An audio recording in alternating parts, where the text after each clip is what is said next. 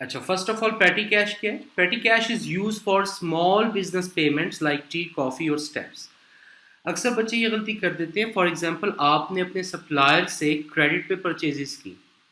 अब उस trade supplier को या आपका जो अकाउंट पेबल है उसको पेमेंट करनी है। अब जो डेली अपने बिजनेस के लिए आप इन्वेंट्री वगैरह बाय कर रहे हैं और उसके लिए आपने सप्लायर को पे करना है, ये बहुत बड़ा अमाउंट है। इसको आप कभी भी पेटी कैश से पे नहीं करेंगे। सिर्फ छोटे छोटे एक्सपेंसेस लाइक टी, कॉफ़ी और स्टैम्प्स, सिर्फ यही आपने पे करने हैं पेटी कैश से।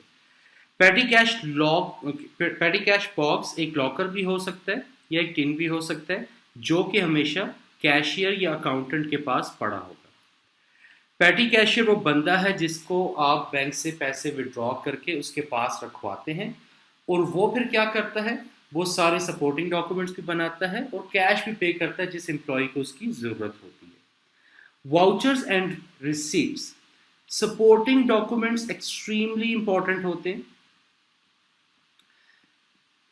जब भी आपने कोई पेमेंट की है, क्यों? ताकि आपके पास एविडेंस रहे कि आपने इसकी इतनी पेमेंट की थी और किसको की थी या किस एम्प्लॉय को की थी। इसके लिए हम वाउचर्स एंड रिसीट्स बना सकते हैं। रिसीट्स वो हैं जो एम्प्लॉय कहीं गया गया उसने छोटा अमाउंट का कैश यूज़ किया, उसको रिसीट मिल गई, तो वो ऑलरेडी एविडेंस हो गया। लेकिन जहाँ पर रिसीट अवेलेबल नहीं होती, तो वहाँ पर एक्सपेंस क्लेम फॉर्म होना चाहिए। इस एक्सपेंस क्लेम फॉर्म को हम क्या कहते हैं? इसको हम कहते हैं पेटी कैश वाउचर। जहाँ भी रिसीट अवेलेबल नहीं होगी थर्ड पार्टी की, वहाँ पर हम ये पेटी कैश वाउचर बनाएंगे। पेटी cash is use for suppliers और उनकी इनवॉइसेस के लिए। अब कौन से सप्लायर्स? इन सप्लायर्स का कतई ये मतलब नहीं है कि अकाउंट पेबल्स के लिए, कभी भी नहीं। अकाउंट पेबल्स को हम कभी भी इससे पे नहीं करते। बट फॉर एग्जाम्पल, हमने कोई सर्विस ली है क्लीनिंग की, या छोटी मोटी कोई मेंटेनेंस की है,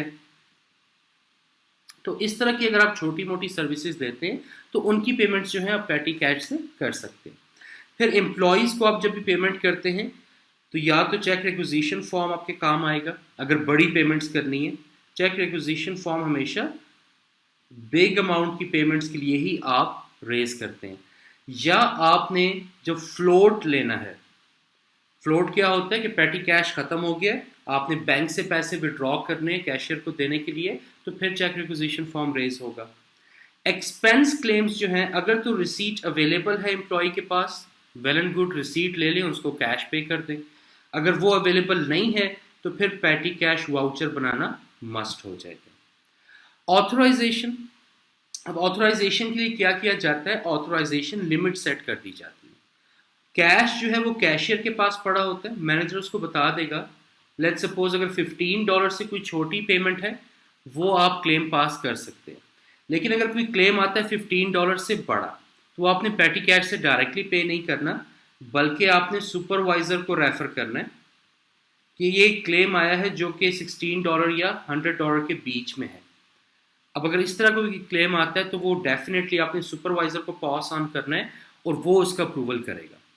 मैनेजर जो है यूजुअली इन ट्रांजैक्शंस में इन्वॉल्व नहीं होता, क्योंकि $100 से जो बड़ी पेमेंट होंगी फिर वो आप पेटी कैश से नहीं करें तो बेहतर है, फिर आपने चेक से उसको करना होगा।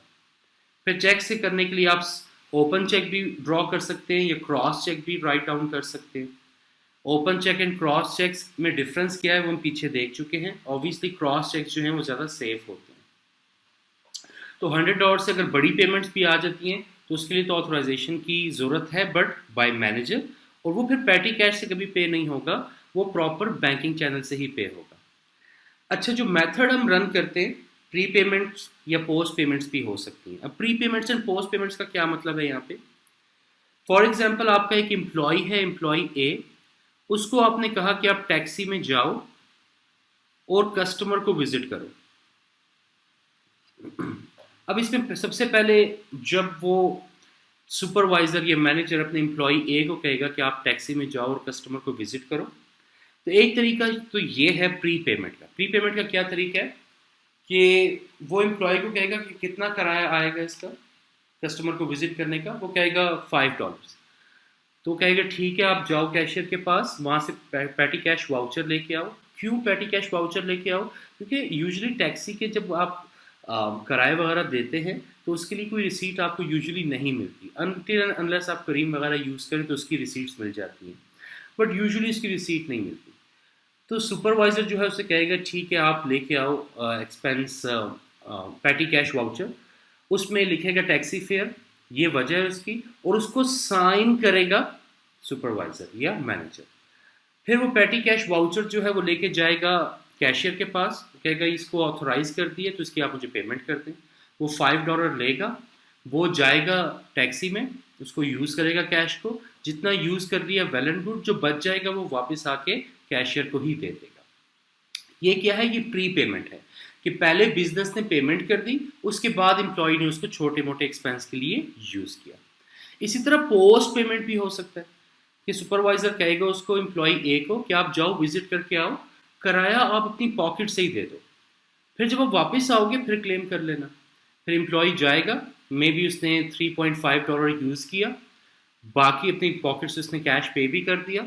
अब वो वापस आएगा कैशियर के पास, उससे एक्सपेंस पेटी कैश वाउचर लेगा, उसको फिलअप करेगा, सुपरवाइजर के पास लेके जाएगा, उससे साइन लेगा, फिर वापस कैशियर के पास आएगा, उसको वाउचर देगा और उससे $3.50 ले लेगा जो वो पहले अपनी पॉकेट से पे कर चुका है।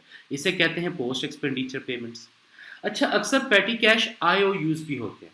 एक चीज़ तुमने यहाँ पर क्लियर कर दी कि ये सिर्फ और सिर्फ पेटी कैश यूज़ हो सकता है बिजनेस एक्सपेंस के लिए, बट अक्सर ऐसा होता है कि आपका एम्प्लॉय है, उसने घर जाना है, बट उसके पास या तो कैश नहीं है किसी वजह से, या कैश तो है लेकिन चेंज नहीं है उसके पास, तो उसे छोटा मोटा अमाउंट चाहिए।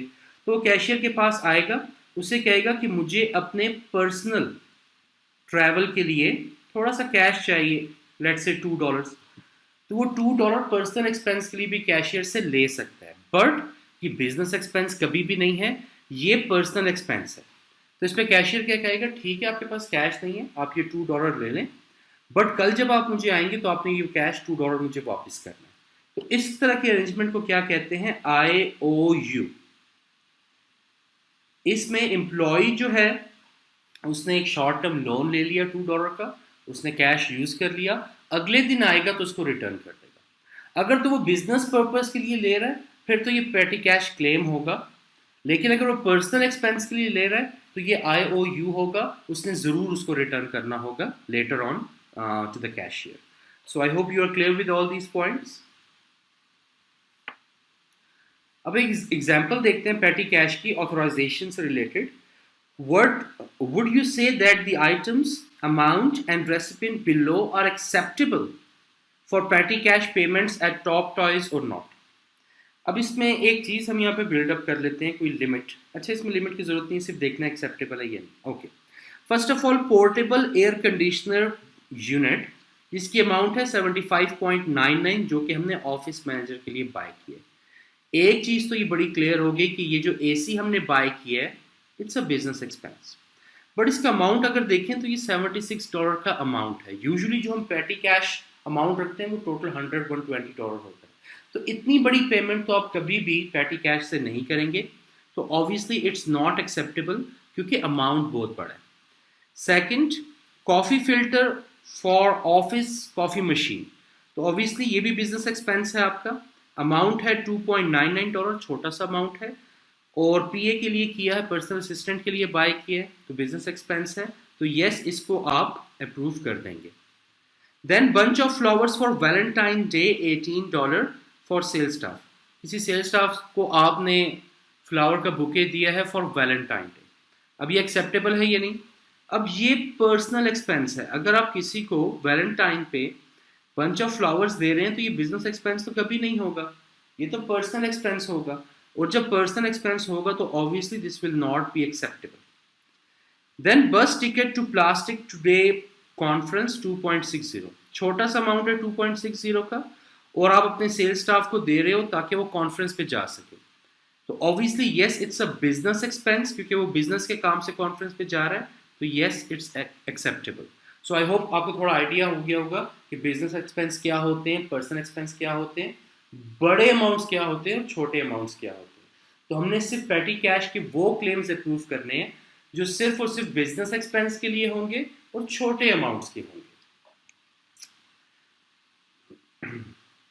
नेक्स्ट एक और एग्जाम्पल है पेटी कैश की. And suggest to you that it would be much more convenient procedure for him if you would leave an amount of money, let's say small amount $30 in a kitty box by reception.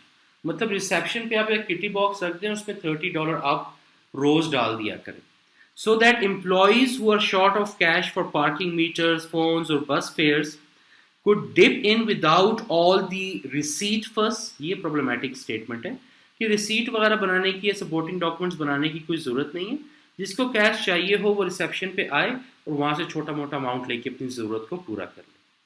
अब ये हमने बताना है कि ये good idea क्यों नहीं है. फर्स्ट ऑफ ऑल कि पेटी कैश सिर्फ और सिर्फ यूज़ हो सकता है बिजनेस एक्सपेंस के लिए. अब हमें कैसे पता चलेगा जब employ without any authorisation, without any control वो आ रहा है और कैश लेके जा रहा है, हमें कैसे पता चलेगा वो पर्सनल एक्सपेंस के लिए यूज़ कर रहा है या बिजनेस एक्सपेंस के लिए यूज़ कर रहा है. पहला तो ये प्रॉब्लम है. सेकंड प्रॉब्लम ये है कि इसमें ऑथराइजेशन बहुत ज़रूरी होती है. हमें कैसे पता चलेगा कि वो बिजनेस एक्सपेंस है? जब कोई सीनियर उस एक्सपेंस को ऑथराइज करेगा, तो ऑथराइजेशन भी बहुत मस्ट है. थर्ड ये कि वो ये कह रहा है कि रिसीट वगैरह बनाने की ज़रूरत नहीं है. नो, ये बहुत ज़रूरी है, क्योंकि जब भी आप पेमेंट कर रहे हैं, चाहे वो छोटी है या बड़ी है, उसके लिए सपोर्टिंग डॉक्यूमेंट होना मस्ट है, क्योंकि बिजनेस का एक्सपेंस हो रहा है. कोई बनाना बिजनेस तो नहीं है कि जिसका दिल करे जैसे मर्जी कैश ले ले. सपोर्टिंग डॉक्यूमेंट तो मस्ट होते हैं. कौन से? या तो रिसीट वो एम्प्लॉय लेके आएगा, या फिर वो पेटी कैश वाउचर जो है उसको फिलअप करेगा. ये मस्ट है. तो obviously due to all these reasons it's not a good idea. अब एक स्टूडेंट ये भी क्लेम कर सकता है कि ठीक है, हम ये सारी चीज़ें कर लेंगे, but $30 per day is a very small amount, तो इसके लिए वाकई इतना रिसीट फर्स्ट में जाने की क्या ज़रूरत है, इतना मैसअप करने की क्या ज़रूरत है, या इतने बड़े प्रोसीजर्स रखने की क्या ज़रूरत है. ज़रूरत ये है कि अगर आप ये सोचें इस पॉइंट ऑफ व्यू से कि $30 पर डे हम किटी बॉक्स में रख रहे हैं, साल में होते हैं 365 डेज, तो पूरे साल का पेटी कैश क्लेम कितना बन जाएगा? 30 इंटू 365, ये बन जाएगा $10,950. अब $10,950 एक बड़ा अमाउंट है.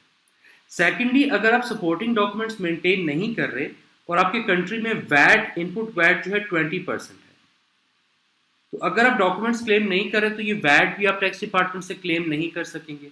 इस एग्जाम्पल में ये वैट कितना बनेगा? 20%, 2190. तो आपको क्या नुकसान होगा अगर सपोर्टिंग डॉक्यूमेंट्स की रिसीट आप मेंटेन नहीं कर रहे? पहले तो आपका एक्सपेंस बहुत ज़्यादा बढ़ जाएगा, हर कोई आके उसको यूज़ करेगा. $10,000-11,000 is a very big amount. Second, अगर 20% वैट है जो कि आप सपोर्टिंग डॉक्यूमेंट्स मेंटेन करके $2,000 का वैट ऑलमोस्ट ईजिली रिकवर कर सकते थे टैक्स डिपार्टमेंट से, वो अपॉर्चुनिटी आप लूज कर दोगे. अब $2,000 एक बड़ा अमाउंट है, वो आपको फ्री में दे रहा है टैक्स डिपार्टमेंट की, ये आप ले लो क्योंकि आपने एक्सपेंस किया है, तो ये मैं आपको रिफंड दे रहा हूँ 20% का, तो वो आप मिस आउट कर दोगे इनपुट वैट. तो obviously due to all these reasons it's not a good idea. We need to identify it's a business expense, authorization should be must, and proper supporting documents should be produced.